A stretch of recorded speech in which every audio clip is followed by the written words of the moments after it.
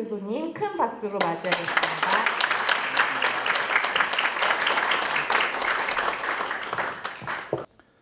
네, 반갑습니다.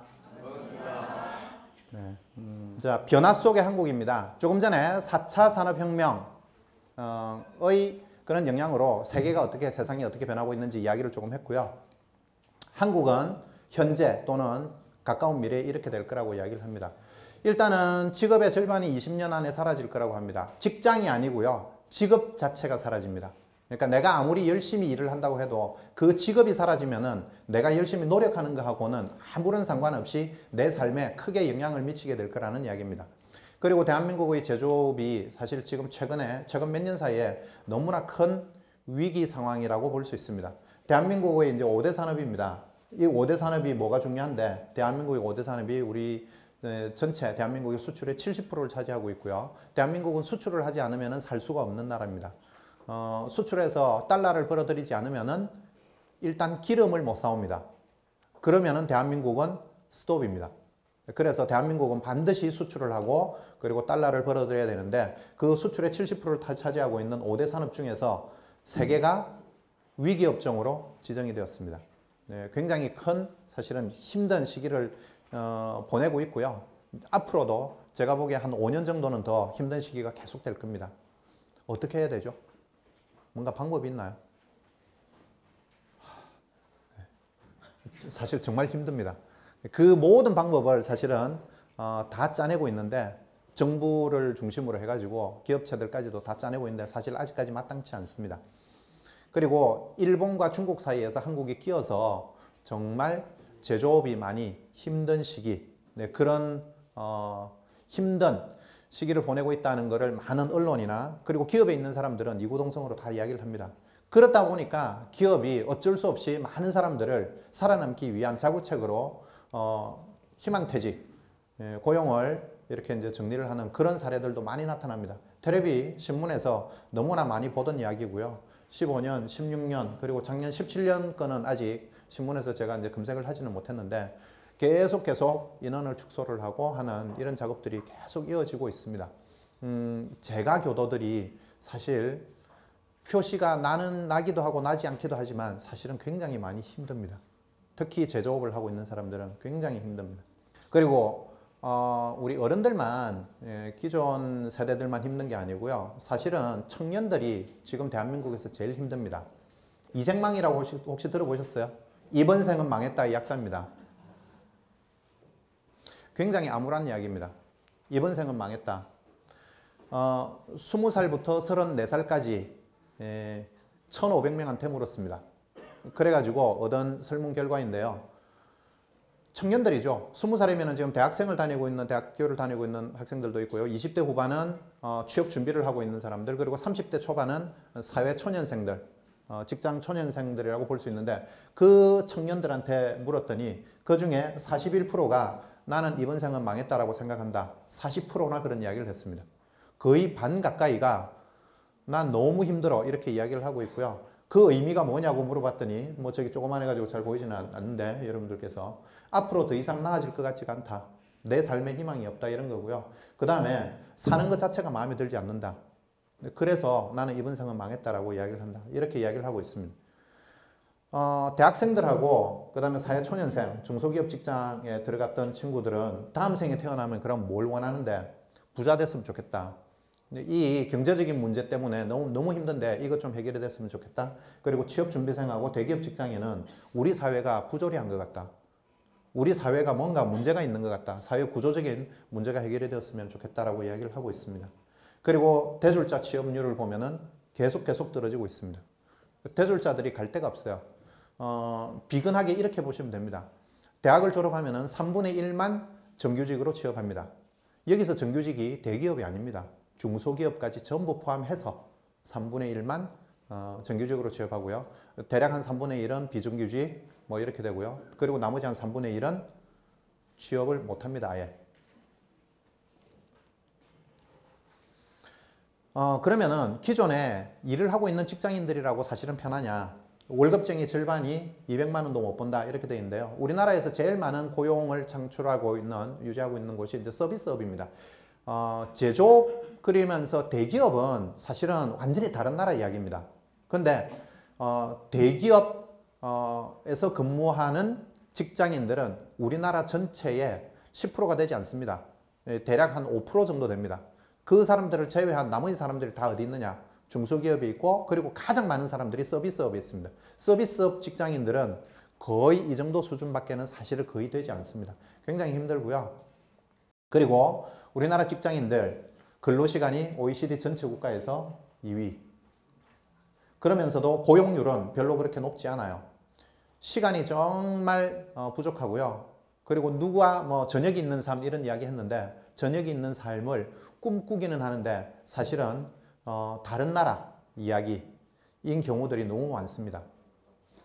행복하냐고 물어봤습니다. 그랬더니요. OECD 국가 36개 중에서 27위로 나왔습니다. 하위 30%에 속합니다. 하위 30%. 우리가 항상 자랑하는 게 있죠. 대한민국은 전 세계 경제, 무역, 교육 규모로 세계 10위권 이렇게 이야기를 합니다. 상위 30%, OECD 전체 국가에서 상위 30% 안에 들어가는 수준인데 우리는 이것만 이야기했지 행복하냐고 이거에 대한 이야기를 사실 잘 하지 않죠. 자신이 없으니까. 먹고 사는 문제는 당장 해결된 것 같은데 사는 것이 굉장히 힘들다고 많은 사람들이 실제로 이야기를 하고 있습니다. 지금. 근데 이 문제 누가 해결해 줘야 돼요? 사실은 우리가 해야죠. 종교가 해야 됩니다. 근데 이 부분에 대해서 가장 큰 해답을 가지고 있는 것이 사실은 종교인데 근데 요즘에 희한한 게 꼭 우리를 뜻하는 건 아닙니다. 요즘에 모 코미디언이 이런 이야기 이제 자주 하죠. 정치가 국민을 걱정을 해야 되는데 국민의 정치를 걱정을 하는 그러면서 동시에 종교가 우리 교도들, 우리 이제 일반인들을 걱정을 해야 되는데 거꾸로 일반인들이 종교가 저희가 어떻게 가고 있는지 모르겠다. 뭐 이런 이야기들을 거꾸로 하고 있는 그런 부분들이 사실 저는 좀 많이 안타깝습니다. 요약을 해보도록 하겠습니다. 한국이 어떻게 변하고 있는지 제조업의 변화가 굉장히 가속화가 되고 있으면서 그리고 불안정이 심화가 되고 있고 일자리도 줄어들고 있다. 그리고 사회 경쟁도 굉장히 심화가 되고 있죠. 아까 조금 전에 봤던 청년 취업률, 희망 절벽 이런 이야기들을 하고 있습니다. 그리고 중산층이 붕괴가 되고 있죠. 직장인들이 소득 수준이 뭐 절반이 200만 원 이하다 이런 이야기 했는데요. 소상공인의 몰락, 저소득층의 확대 이런 게 현재 대한민국에서 현재 일어나고 있는 상황입니다. 대한민국의 산업 구조의 근본적인 변화가 사실은 지금 요구되고 있고요. 근데 이것이 나쁜 것이냐라고 하면은 사실은 꼭 그렇지만은 않습니다. 이건 위기일 수도 있고요. 기회일 수도 있습니다. 왜냐하면 선진국으로 넘어가는 문턱에서 한 번쯤 반드시 겪어야 되는 사실은 진통의 시기라고 많은 전문가들이 이야기를 하고 있고요. 저도 그것에 대해서 100% 공감합니다. 이건 어쩔 수 없이 우리가 한 번은 겪고 넘어가야 되는 진통의 시기라고 그렇게 저는 이해를 하고요.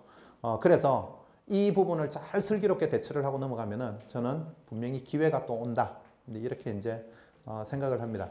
변화 속의 한국에 대해서 이 키워드만 같이 한번 또 읽어보고 넘어가도록 하겠습니다. 시작.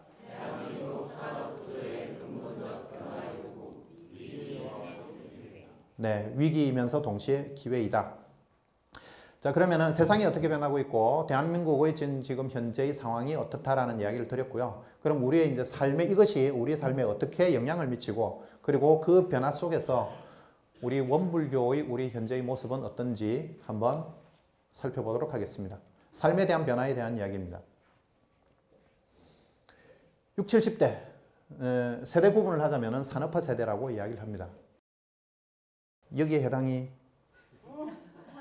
되시나요? 네. 네. 옆에는 끼기 싫다고 이렇게 선을 딱 끊네요. 나는 다르다. 알겠습니다. 네. 정말 전쟁 직후에 아무것도 없는 상황에서 대한민국을 이만큼 일으킨 사실은 주역입니다. 거기에 대한 자부심이 굉장히 강한 세대들입니다. 그리고 젊은 애들을 바라보는 시각이 너가 고생을 알아? 너가 배고픔을 알아? 뭐 이런 향수가 굉장히 강하게 남아있는 세대입니다. 50대 가교 세대, 저도 이제 50대가 됐는데요. 산업화 세대는 내가 열심히 일하고 그것을 이렇게 물려주면은 내 노후는 우리 애들이 또 책임을 질 거야에 대한 이제 믿음이 있었습니다. 저는 그런 믿음이 없습니다. 저는 위로는 받들어 모시지만 제 애들한테는 기대하지 않습니다. 가교 세대라고 이야기를 하고요. 40대 민주화 세대, 사실 40대 후반, 50대 초반까지 그렇습니다. 먹고 사는 문제가 이제 해결이 되긴 했지만은 사실은 민주화가 되는 거는 그 이후에 한참 진통을 겪었죠. 그런 민주화 세대 그리고 민주화의 결실을 맛보기 시작한 세대입니다. 그래서 배고픔, 여기 40대부터는 40대 뭐 50대 초반 여기는 배고픔의 문제가 핵심이 아니고 정말로 우리 사회가 공정하냐에 대한 것이 핵심적인 화두입니다. 30대 정말 암울합니다. 88만 원 세대, 5포 세대. 혹시 5포 세대라고 들어보셨어요? 근데 5포가 뭐예요? 네, 한 번쯤은 들어보셨을 겁니다. 연애, 결혼, 출산, 그리고 인간관계, 내 집 장만 5가지를 포기했다는 이야기입니다. 왜? 내가 아무리 노력을 해도 그걸 가질 수가 없어. 이런 이야기입니다. 내가 대기업 정규직으로 취업을 하지 않는 한 이 정도 벌어가지고는 감히 어떻게 적어가지고 내 입에 풀칠하기 바쁜데 어떻게 연애를 해? 그리고 결혼을 출산을 한다고? 애가 뭐 먹고 살 건데. 그리고 이제 인간관계 사람 만나면 계속 돈 들어가죠. 내 집을 장만을 해? 내가 지금 100년을 모아야 아파트 서울의 강남에 아파트를 살 수 있을까 말까 한 건데 내가 100년을 살지도 못할 건데 뭐 이런 이야기입니다. 네, 너무 힘들고요. 그리고 20대 잉여 세대라고 합니다. 우리는 잘못 태어났나 봐 이렇게 생각을 하고 있습니다. 우리한테 줄 게 없어. 우리는 받을 것도 없고 우리는 아무래도 우리는 불행한 그냥 짜투리인가 봐. 10대들에 대해 가지고는 아직 아무런 이야기를 하지도 않는데 사실은 어찌 보면은 누가 지어낸 그러니까 비하하기 위한 그런 용도로 목적으로 지어낸 이야기일 수도 있는데 사실은 한 번쯤은 우리 사회가 이렇게 바뀌어가고 있구나. 짧은 시간 내에 이 이야기를 드리는 이유가 사실은 이따가 이야기를 드리겠지만 우리 세대 격차, 계층의 격차가 너무나 심합니다. 짧은 시간 내에 너무 큰 변화를 겪다 보니까 윗세대는 아래세대를 이해를 못합니다. 거꾸로 아래세대는요. 윗세대가 무슨 말을 하는지를 모릅니다. 서로 커뮤니케이션이 안 돼요. 대한민국을 관통하는 키워드입니다. 서울대학교 김난도 교수가 매년 연말 되면은 항상 발표를 하죠. 트렌드 코리아 2018에서 나온 이야기인데요. 그 중에서 키워드 몇 가지만 이제 잠깐 보면은 과시에서 가치로 더 이상 외형을 추구하고 과시하고 이런 거 관심 없다. 그냥 내실이 있고 정말로 가치가 높으면은 그건 폼 내는 거하고 상관없이 나는 그것을 선택을 하겠다. 이런 이야기입니다. 그리고요. 지금 이 순간 여기 가까이 now and here 우리 마음 공부에서도 가끔씩 하는 이야기이기는 한데 그 의미하고는 조금 다른 이야기입니다. 미래에 대한 이야기 내한테 하지 마라. 미래가 앞으로 어떻게 될지도 모르는데 미래를 위해서 투자를 하고 인내하고 참고 나는 그런 거 모르겠다. 나는 지금 이 순간 내 눈앞에 뭔가가 내가 얻을 것이 있다면은 나는 그것을 위해서 나는 선택하고 행동하겠다. 이런 이야기입니다. 그리고 개인주의적인 가치관. 우리 사회가 다 잘 되는 쪽으로 우리 사회가 더불어서 함께 나는 그런 거 잘 모르겠고 기존의 고정관념, 기존의 어떤 질서 이런 거 나한테 강요하지 마라. 나는 내가 좋은 쪽으로 나는 선택해서 나는 움직일 거야. 이런 이야기를 하고 있습니다. 이런 게 전문가가 진단하고 있는 현재 대한민국의 트렌드입니다. 우리가 그렇다는 이야기는 아니고요. 트렌드가 그렇게 가고 있다는 이야기입니다. 그리고 조금 전에 봤던 건 대한민국을 10년을 관통하는 트렌드에 대한 이야기를 했고요. 이건 지금 현재의 트렌드, 지금 현재 이 시점에서의 트렌드를 이야기를 하고 있는데 이런 이야기입니다. 소확행이라고 이야기합니다. 소소하지만 확실한 행복, 작지만 확실한 행복, 이걸 줄여서 소확행 이렇게 부릅니다. 그러니까 역시 마찬가지입니다. 나중에 크고 이렇게 미래에 훨씬 뭔가 큰 행복이 올 거다 나는 그건 잘 모르겠고요. 작지만은 확실한 걸 선택을 할 겁니다. 네, 이런 이야기고요. 그리고 비대면 기술, 언택트 기술이라고 이야기를 하는데 사람들하고 접촉하기 싫어합니다. 그래서 나 건드리지 마세요. 내가 알아서 할 거니까 그냥 내비두면은 내가 알아서 하다가 안 되면은 내가 뭐 도움을 요청을 하든지 내가 질문을 하든지 할게요. 뭐 이런 이야기입니다. 그리고 신념을 커밍아웃 한다라고 이야기를 하는데 예전에는 숨죽여서 내 이야기를 제대로 이야기를 못했는데 내 목소리를 내기 시작했다는 이야기입니다. 나는 이런 생각이 있어요. 뭐 예를 들면 이런 거죠. 나 트랜스젠더 맞아요. 그래서 뭐 어쩌라고.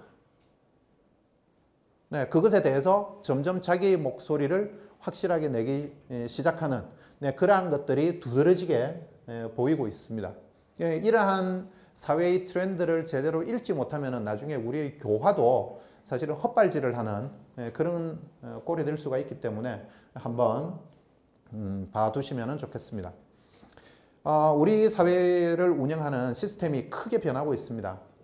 중앙 집중해서요, 저렇게 분산화하는 쪽으로 굉장히 사회적인 운영 시스템이 바뀌어가고 있습니다.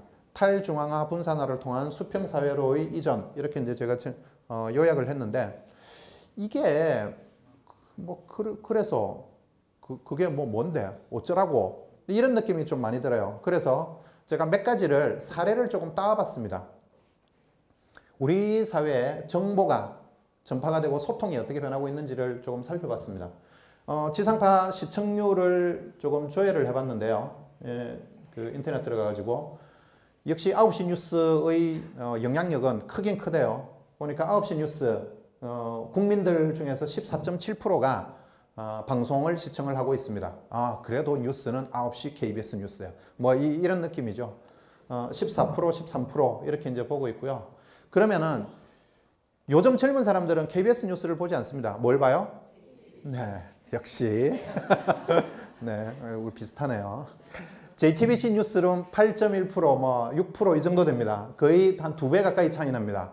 아직도 우리 사회는 본방사수는 KBS 9시 뉴스구나. 이런 느낌이 이제 조금 많이 듭니다. 근데 이건 기존의 정보 유통 방식에서의 이야기입니다. 새로운 걸 하나 보여드릴게요. 요즘 뉴스를 본방사수하는 사람들은 그렇게 많지 않습니다. 본방사수가 뭐죠? 네, 그거. 네, 알죠? 네, 일단 안다고 해야죠. 네.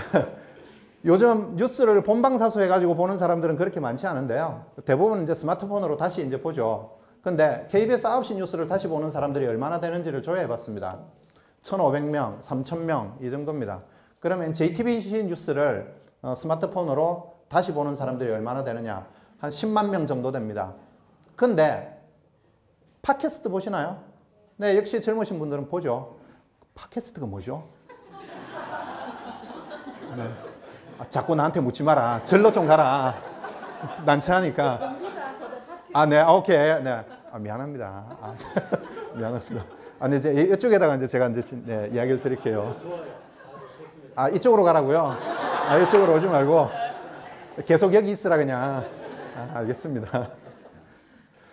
팟캐스트 77만, 뭐 60만 이렇게 넘어갑니다. 도대체 이거 뭔데? 요즘 워낙 핫하니까요. 김어준의 여러 가지 이제 팟캐스트들이 많이 나오는데 그 중에 이제 대표적인 거 하나입니다. 정보를 소비하는 방식 자체가 획기적으로 달라졌습니다. 9시 뉴스를 통해 가지고 정보를 섭취를 하던 것이 전혀 다른 형태로 정보를 섭취하는 방식으로 세상이 이미 바뀌었습니다. 그렇게 바뀌어갈 거라는 것이 아니고요. 이미 바뀌었습니다. 정보의 생성과 전파 이러한 것들이 탈중앙화, 분산화돼서 정보가 그냥 수평화됐다는 이야기입니다. 예전에는 알려주는 것만 들어, 알려주는 것만 그냥 봐. 네, 이렇게 이야기를 했는데 지금은 그렇지 않다는 이야기죠. 그리고요, 기업에서 재밌는 일들이 조금 일어나고 있습니다.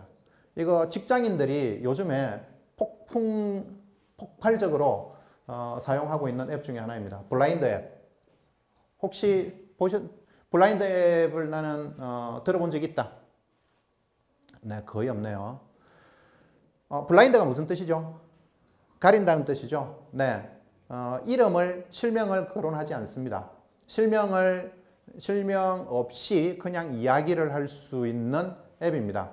익명성이 보장이 된다는 것 때문에 굉장히 많은 이야기들이 여기서 일어나고 있는데 비공식 채널로 민감한 정보들을 공유하는 것도 블라인드 앱에서 이제 일어나고 있습니다. 예를 들면 이런 겁니다. 우리 너무나 잘 알고 있는 땅콩 리턴, 땅콩 회항이라고 하는 거, 이게 어떻게 뉴스에 나오게 됐는지 혹시 아세요? 이게 블라인드 앱 때문에 그렇습니다. 처음에는 대한항공이 회항을 했는데 왜 회항을 했는지 몰랐어요. 그건 공항에서도 몰랐어요. 항공관제소에서도 잘 몰랐고 비행기에서 뭔가 문제가 있다. 그래서 잠깐 비행기 돌린다. 그러고 나서 그냥 사람이 한 명 내리고 그럼 비행기는 떠났습니다. 그걸로 그냥 끝날 줄 알았습니다. 근데 얼마 있다가 한국에 도착하고 난 다음에 얼마 있지 않은 시점에서 블라인드 앱에 이런 내용이 올라왔습니다. 그 상황을 다 목격한 누군가가 블라인드 앱에다가 그 내용을 올린 겁니다. 음료수하고 마카다미아 너츠. 네, 말하기도 힘듭니다. 그걸 서비스하던 승무원이 부사장한테 혼났대. 혼남. 이렇게 해가지고 마지막에 부사장이 야! 너 내려!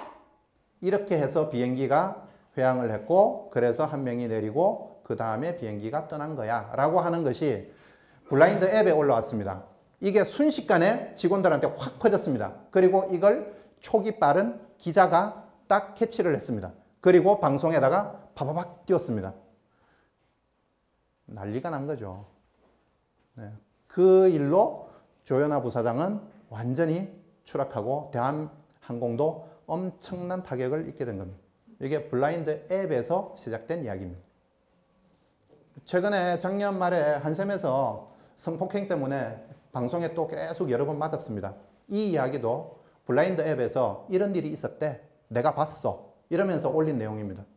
그리고 그것을 또 방송에서 갖다 쓴 이야기고요. 결국은 이게 무슨 뜻이냐.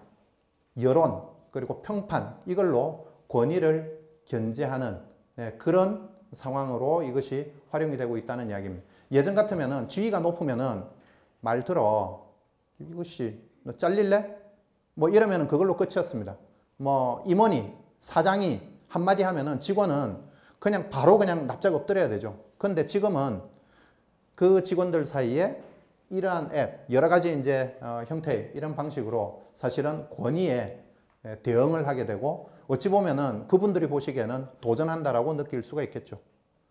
그러다 보니까 서로가 사실은 조심하게 되죠. 함부로 하지 않게 됩니다. 세대의 변화인데요. 이런 이야기를 해도 돌아서면 또 까먹어요. 네, 그래서 이런 걸 한번 준비를 해봤습니다. 국민학교와 초등학교.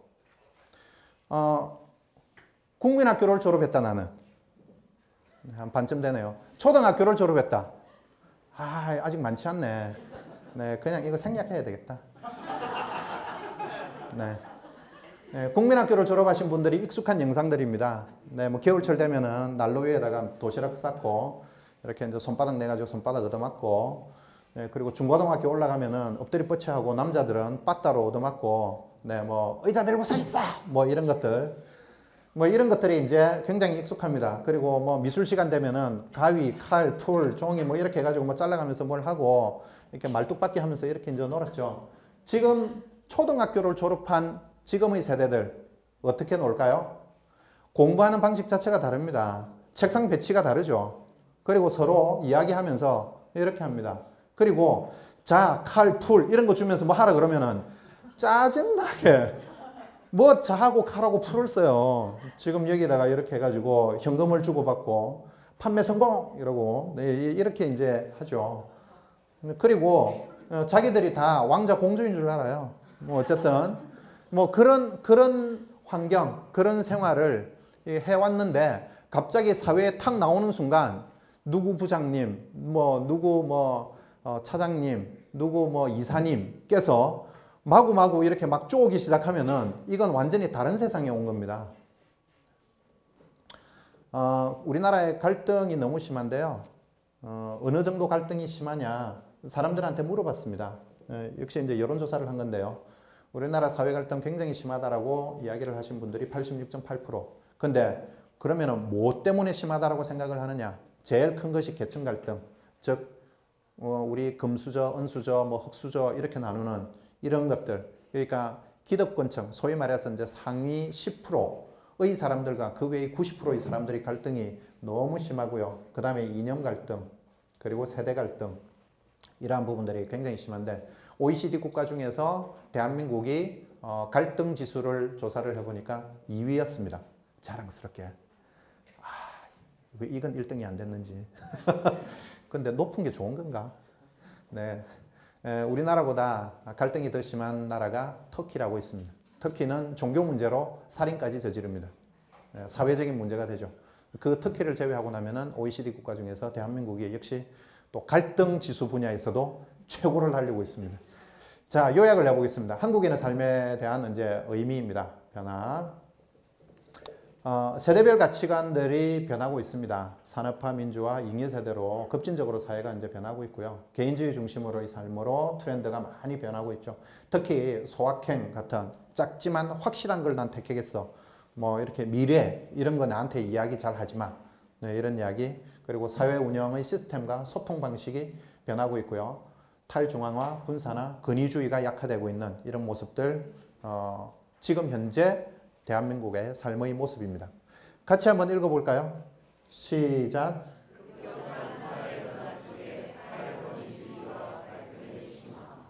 네. 그럼 이런 상황에서 우리 원불교 어떻게 해야 되죠? 원불교의 현실에 대해서 잠깐 한번 보겠습니다. 제가 원불교 신문에서 그냥 조회를 했습니다. 그냥 조회하니까 다 나오더라고요. 매년 출가 졸업식, 그러니까 출가 서원식을 했는데 몇 명이 이번에 이제 졸업했다. 뭐 이게 이제 숫자들이 나와서 그걸 쭉 이렇게 이제 한번 살펴봤습니다. 네.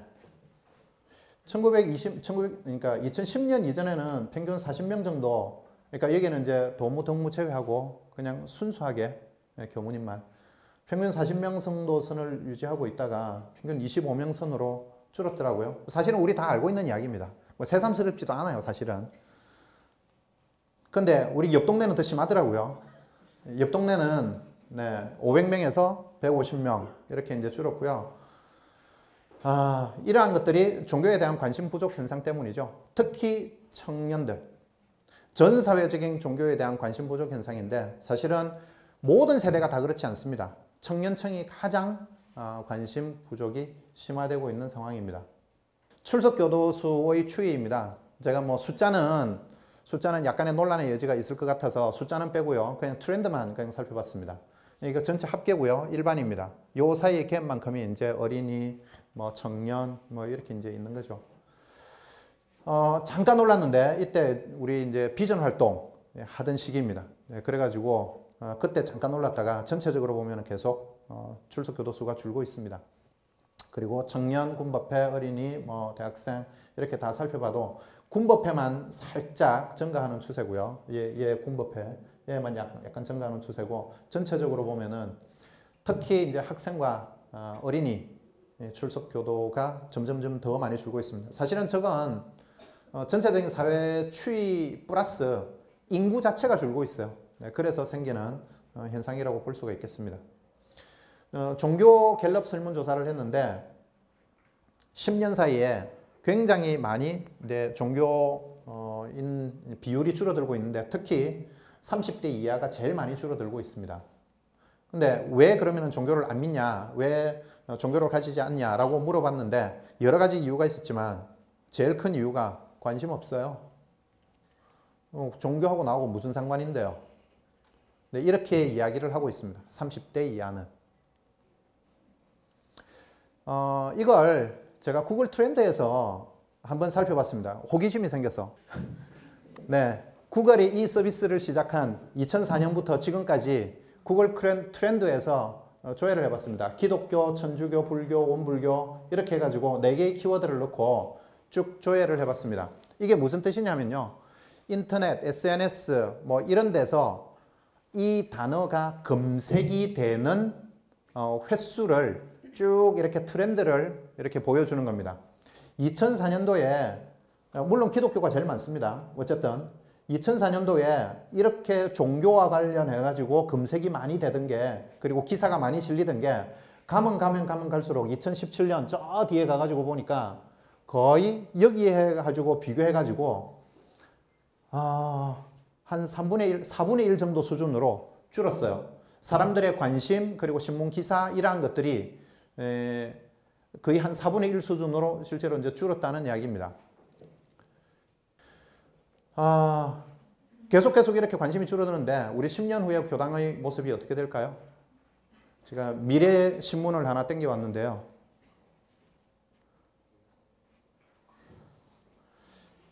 사실은 10년 후가 아니고 지금 대부분이 사실은 시골 교당이 사실은 이미 이렇게 되었습니다. 어떻게 하면 좋겠습니까? 큰일이죠. 큰일입니다. 원불교의 화두입니다.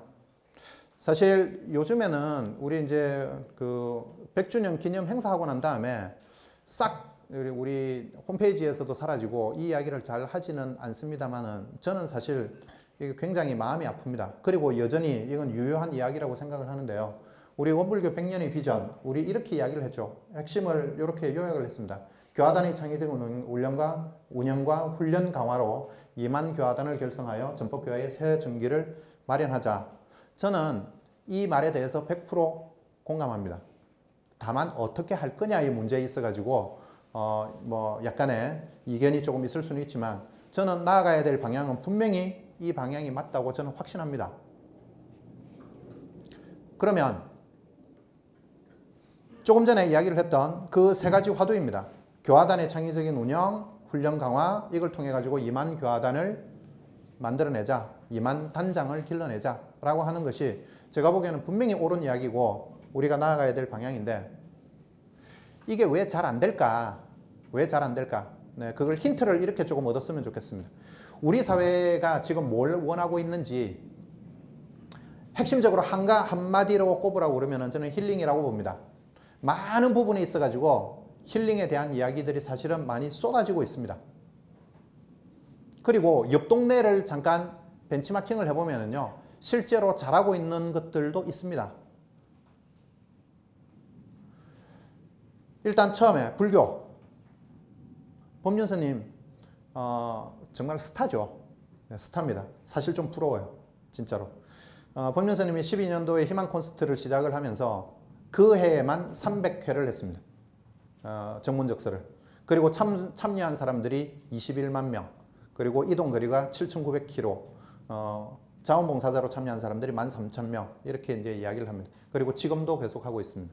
그리고 많은 사람들이 관심을 가지고 그리고 참여를 하고 있습니다.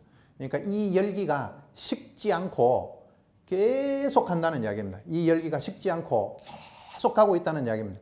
사람들이 종교에 관심이 없는 것처럼 보이지만 사실은 다 없는 것이 아니라는 이야기입니다. 힘든 사람들이 있고 그 힘든 사람들은 찾아서 사실은 또 오는 사람들이 또 있습니다. 해민스님 또 한 명의 스타이죠. 해민스님의 트위터를 몇 명이 팔로우를 하고 있는지 살펴봤습니다. 120만 명이 팔로우를 하고 있습니다. 해민스님이 한마디를 올리면은 그 이야기를 120만 명이 같이 보고 있습니다. 마음수련. 사실은 뭐 우리한테는 조금 별로 그렇게 썩 유쾌하지 않은 부분이기는 합니다. 마음수련원에서도 330개의 마음수련원이 국내 해외에 이렇게 아주 성공적으로 하고 있습니다. 아주 성공적으로. 어떻게 이렇게 짧은 시간 내에 이렇게 할 수 있을까 하는 게 신기할 정도로 놀라울 정도로 마음수련원이 정말 잘하고 있습니다. 사람들이 제발로 찾아가서 정말 좋아합니다. 그리고 단월드. 국내에 280개가 있고요. 세계적으로는 1000개 정도가 있습니다. 역시 잘 되고 있습니다. 왜 저렇게 잘 되는 거지? 사실은 진짜 좀 알고 싶어요. MBSR, 명상을 위주로 한 수련 방법이죠. 마인드풀니스라고 하는 이름 때문에 사실은 명상하고 같은 의미로 이야기가 됩니다. 스트레스 리덕션이라고 하는 부분이 굉장히 매력적이기도 합니다. Mindfulness based on stress reduction. 미국 사회에서 선명상 프로그램에 있어서 거의 선두주자라고 이야기를 할 수가 있습니다. 굉장히 성공적으로 잘하고 있는데요. 비결이 뭘까요? 제가 보기에는 이렇습니다. 내가 지금 고민하고 있는 이 문제를 쉽고 빠르게 해결할 수 있도록 도와줍니다. 그리고 당신이 원하면은 체계적인 훈련 프로그램까지 제공을 해줄게.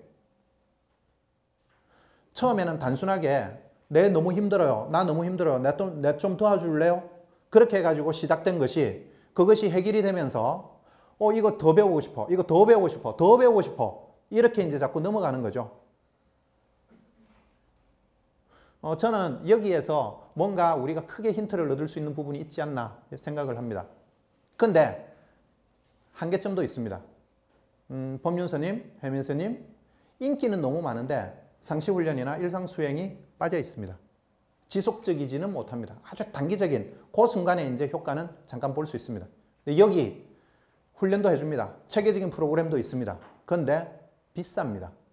의외로 모든 사람들이 찾아가서 듣기에는, 배우기에는 사실은 꽤 비용적인 부분이 걸림돌이 됩니다. 그럼 우리는 어떻게 하면 되죠? 이 한계점을 넘어서기만 하고, 넘어서고, 그리고 잘된 그 이유를 벤치마킹만 하면은 되지 않나 하는 생각이 저는 솔직하게 듭니다. 우리 변화 속의 원불교는요, 지금 이렇다라고 요약을 해볼 수 있겠습니다.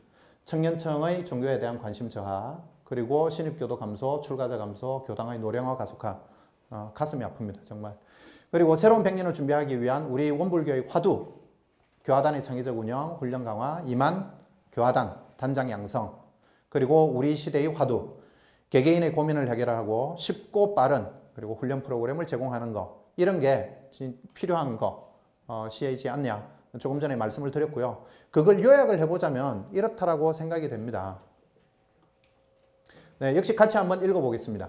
시작.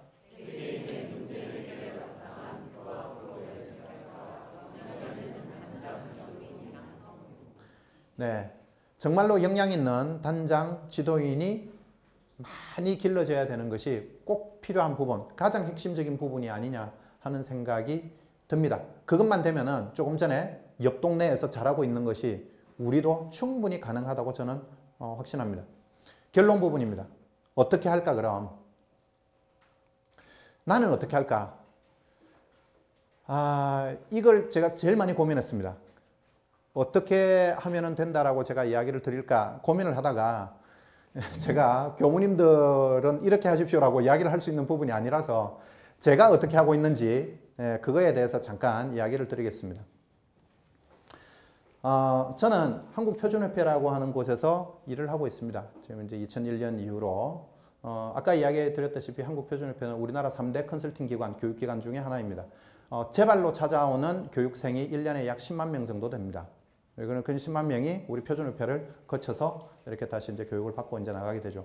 거기에서 그 안에 있는 제가 어떤 역할을 할 수가 있을까 고민을 좀 했습니다.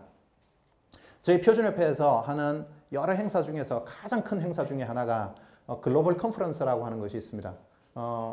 여기서 글로벌이라는 이유는 아시겠죠? 일본에서도 오고 중국에서도 오고 이렇게 이제 조금 해서 글로벌 산업혁신 컨퍼런스라는 것을 하는데 거기에서 제가 매년 발표를 하고 있습니다. 이게 이제 작년에 했던 발표 내용이고요. 사람이 중심이 되는 건강한 혁신활동.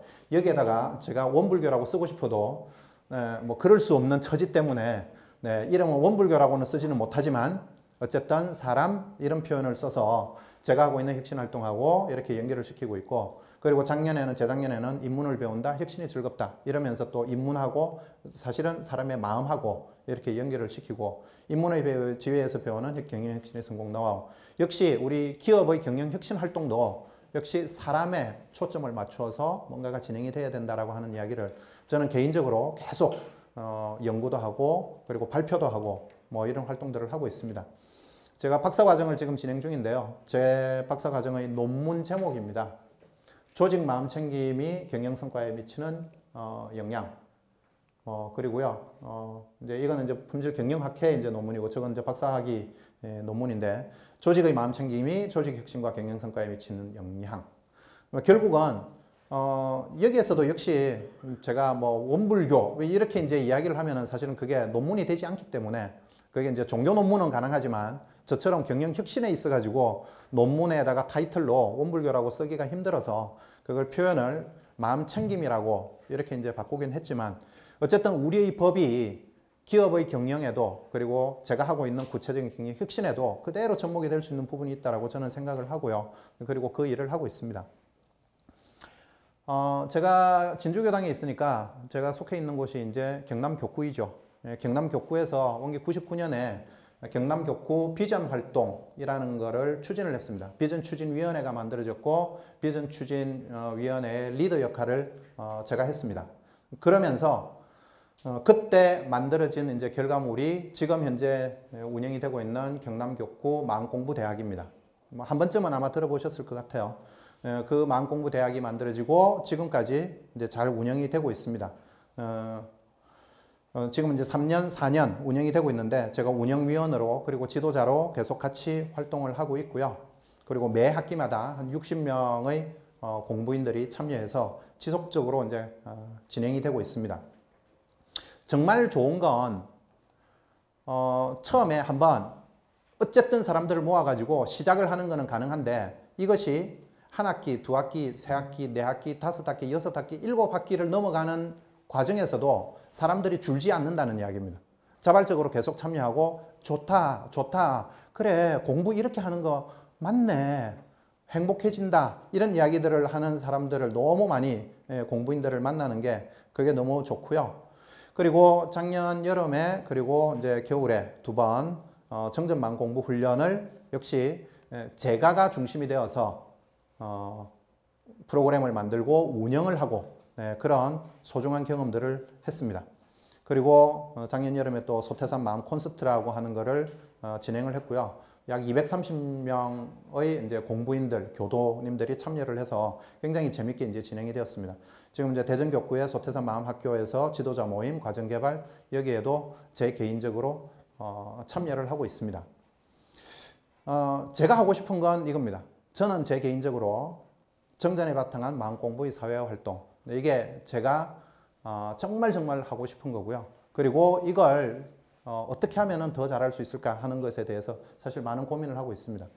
법륜스님이 정문적서를 통해 가지고 개개인의 고민에 대해 가지고 불법에 근거해서 처방해서 뭔가 이야기를 주고 그리고 관심을 높여서 불자로 그리고 훈련으로 이렇게 이제 인도를 하고 있다라고 그러면은 저는 원불교의 마음공부 사회화 활동이 사실은 똑같이 그 역할을 할 수 있다라고 저는 봅니다.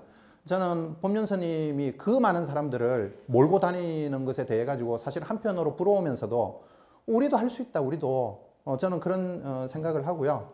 결국은 정말로 우리가 옆에 동네를 부러워만 할 게 아니고 정말로 이렇게만 하면 되지 않나 하는 생각이 저는 듭니다. 쉽고 간편한 방법으로 누구나 실천할 수 있는 정법의 훈련 방법을 대중화하자. 이제 뭐 시간은 거의 다 됐는데요. 우리 교환은 어떻게 해야 되죠? 네, 조금만 이야기 더 하고 마무리할까요? 네, 요 이야기까지만. 네. 교화 활성화 방안에 대해서 모든 분들이 고민하고 있습니다. 정말 모든 분들이.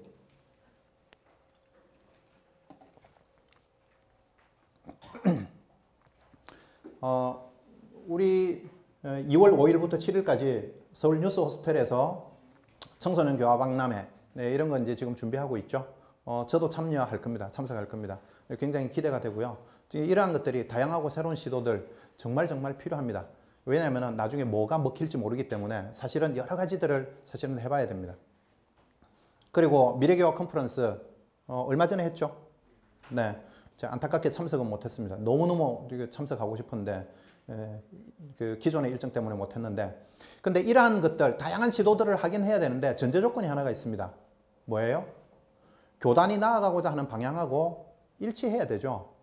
교단이 나아가고자 하는 방향하고 엉뚱한 대로 헛발질 하는 거는 그것까지도 다 받아줄 수는 없습니다. 그리고 시대적인 화두에도 부합해야 됩니다. 교단이 원하긴 하는데 세상이 원하는 거하고 또 따로 가서도 안 됩니다. 이 두 가지가 이제 같이 가야 됩니다. 그럼 교단이 원하는 게 뭐죠? 교단이 원하는 거 아까 이야기했죠. 교화단의 창의적 운영, 훈련 강화, 이망교화단 단장, 그리고 떼놓을 수 없는 화두, 성불제중. 이건 우리 교단이 반드시 이루어내야 될 부분입니다. 그럼 이거 하고 그리고 시대적인 화두에 부합하자는 거. 시대적인 화두가 뭐예요? 아까 이야기했죠. 상시훈련, 일상수행 이런 거하고 연계돼서 사람들이 원하는 힐링 그리고 마음관리 이 세상이 원하는 겁니다. 두 개를 결합을 시키면은 이렇게 될 것 같아요. 사람들이 지친 심신을 치유함으로써 교화대불공을 실현을 하고요. 그리고 상시훈련, 일상수행이 강화된 훈련으로 자신성업 봉찬, 그리고 이만단장, 양성을 뒷받침하고요.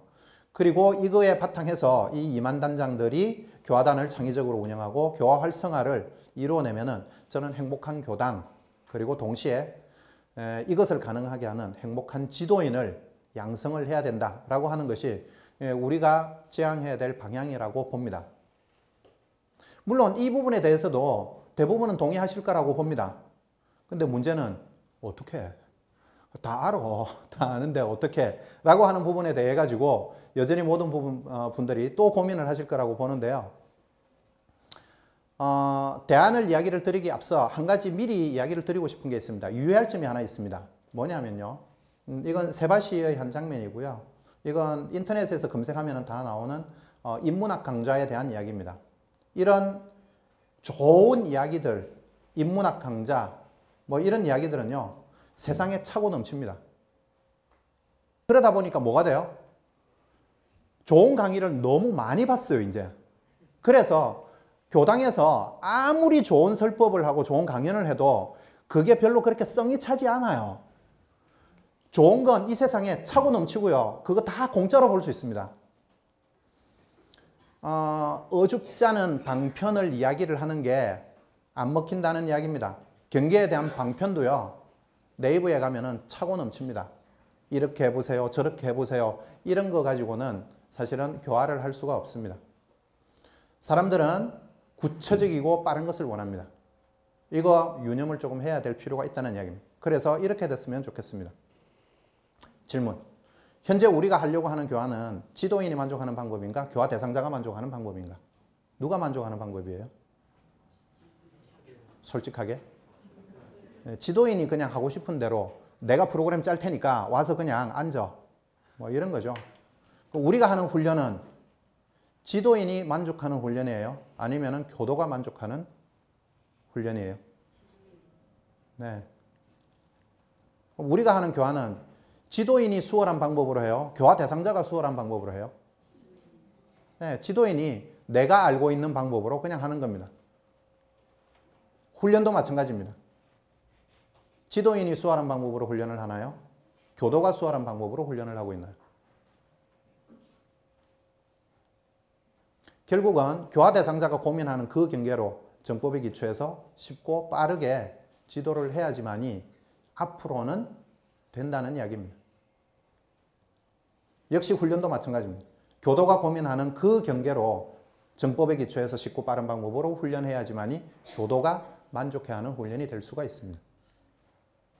결론만 이야기를 좀 드리면요. 조금 전에 했던 이야기입니다. 그래서 어떻게 하면은 교단의 방향에도 부합하고 시대적 화두에도 부합하고 마음의 자유를 얻기 위한 교화 방안 시 유의해야 될 점 이러한 부분들을 유념을 하면서 교화 대상자가 만족하고 수월한 방법으로 교화를 할 수가 있을까라고 하는 것에 대한 이야기이고요. 여태까지 했던 이야기들을 종합해 보면은 요 안에 이제 다 있습니다. 이 내용을 이제 전체적으로 조합을 해볼 때 4차 산업혁명 시대에 세상이 어떻게 변하고 있고 그리고 대한민국이 어떻게 변하고 있고 그리고 우리의 삶이 그리고 원불교가 어떻게 변하고 있는지를 한번 잘 살펴서 지금 현재 우리의 교화의 방향이 어디로 가야 되는지 이 부분에 대해서 한번 다 같이 생각해보는 그런 시간이 되었으면 좋겠습니다. 이상 마무리하도록 하겠습니다. 고맙습니다.